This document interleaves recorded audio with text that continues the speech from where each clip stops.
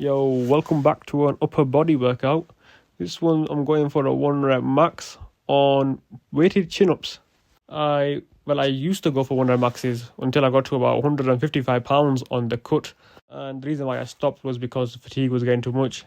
Not even fatigue in the gym fatigue as in like life as a whole.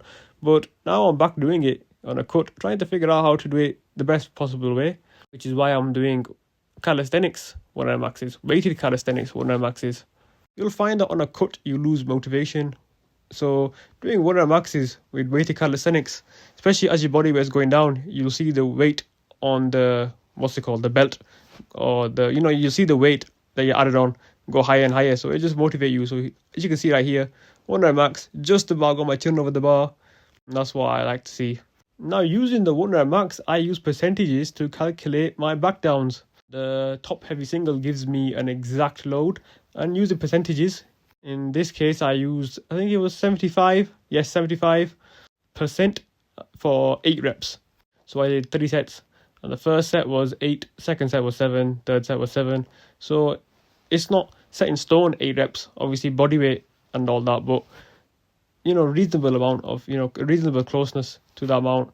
And you can also see that I have to actually grind for the last reps, so which is what you really want. You want to challenge yourself.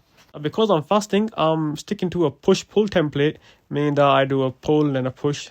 Or well, then reasonably it's meant to be a push-pull, push-pull, but obviously because I started with a pull, it's pull, push. So I'm just doing regular overhead press. And everyone should be doing vertical presses in their workout. If you don't, I suggest you really put them in. Unless you have big, fat, Death Star delts already, yeah, then take them out. You don't even need them. But if your goal is to have big shoulders, then vertical pressing is 100% the way. And not even that, for general health purposes as well, balance it out. Now my upper back was really fatigued from my leg day, because I put in RDLs and I decided to put on 3 plates per side because I'm a bit daft. So I thought I didn't want to change the movement pattern. So I still wanted to have some form of row, and I still wanted it to be somewhat horizontal. So I found this weird hybrid. So it's half horizontal, half vertical, but it favors more lats. Obviously it's closer, and it puts me in the sagittal plane. And that way I can work on my lower lats. Not that I really need to work on my lower lats, but just a way of managing fatigue, because obviously the pull-ups have already fried my lats to the other side of the earth. So this just helps balance everything out, especially when it comes to managing fatigue on a cut while I'm fasting. This was probably the best thing I could possibly have done. I did do some rear delts after this, so some chest expanded pull aparts, and I superset them with dumbbell bench press. But you're not going to see the pull aparts because they looked so weird. As in, the form and everything was beautiful, but it's just the way the camera picked it up. Honestly, it looks ugly. So you can see me doing dumbbell bench press. I'm not really a fan of dumbbell bench press. I'm a barbell bench bro. So I love barbells, like I love them with a passion. So doing dumbbells was a bit of a change, but I kept it reasonably simple. I didn't want to go too heavy because I don't really like the movement, and especially with having long forearms and having good mobility, I can get much more deeper. So I'm trying to favor stimulus to fatigue, because I'm limited on energy fasting. Stimulus to fatigue ratios, resistance profiles really play a big part in this workout. So obviously the range of motion, the stretch, the squeeze, the humeral adduction. I'm can't even get my words out. That's how thirsty I am. They all play a part in helping me get a good bang for your buck, basically. The only issue I have is that the set just takes so long. I stuck to a rep range of, I think I wanted to go for 8 to 12, but I took it down to 6 to 10.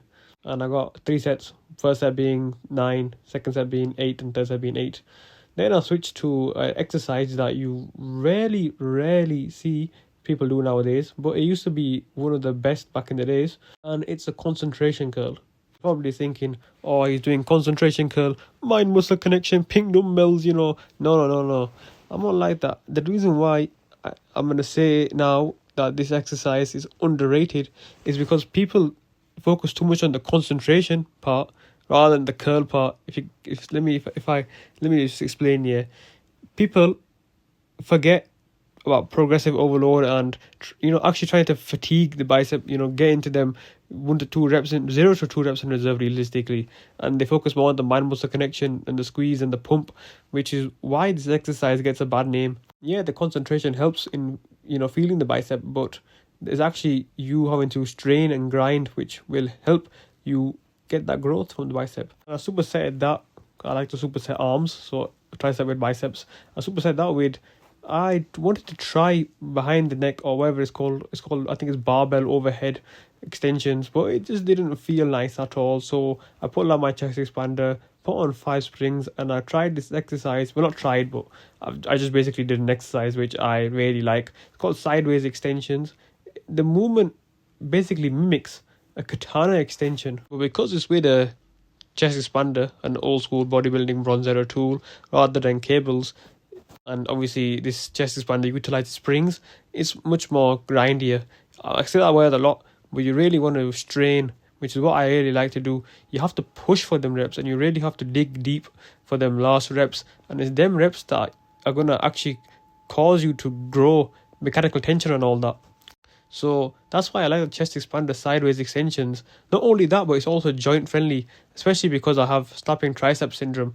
So it just allows me to, look, I'm really pulling, like I'm really taking my triceps, especially the long head, to the max, and it doesn't even hurt my elbows at all. But when it comes to I think it's actually called the French press with the barbell, my elbows were they just couldn't take it. Now you can see I've reached failure. And I look at the mirror and I'm like, yo, this pump is settling in. My arms looking bigger. I'm looking leaner. 153 pounds over here. So quite crazy if you ask me.